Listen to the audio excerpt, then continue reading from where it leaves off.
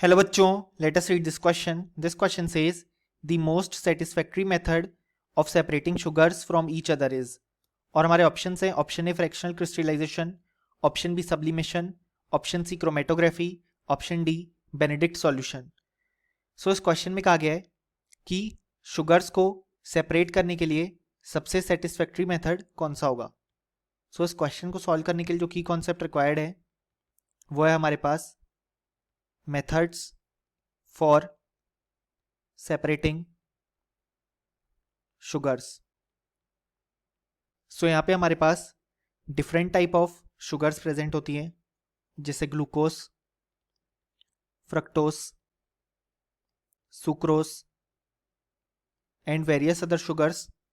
सो यहाँ पे जो मेन डिफिकल्टी अराइज होती है इन शुगर्स को एनालाइज करने में वो होती है कि ये जो शुगर्स हैं वो डिफरेंट आइसोमेरिक फॉर्म्स यानी कि अपने डिफरेंट आइसोमर्स में प्रेजेंट होती हैं.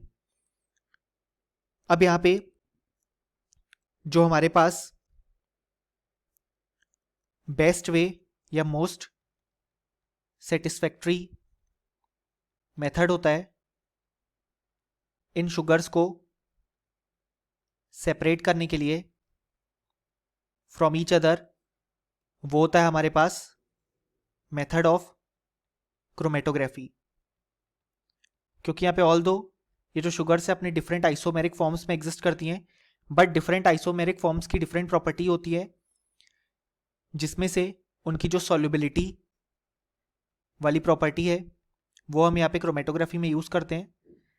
कि यहाँ पे जो मिक्सचर में डिफरेंट टाइप ऑफ शुगर्स हैं उसमें से हर शुगर की अमाउंट ऑफ सॉल्युबिलिटी अलग अलग होगी.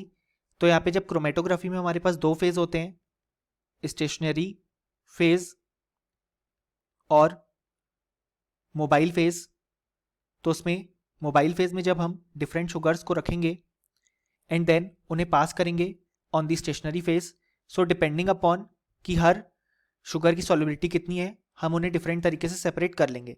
इसलिए मोस्ट सेटिस्फैक्ट्री मेथड यहाँ पे यही होता है शुगर को सेपरेट करने के लिए.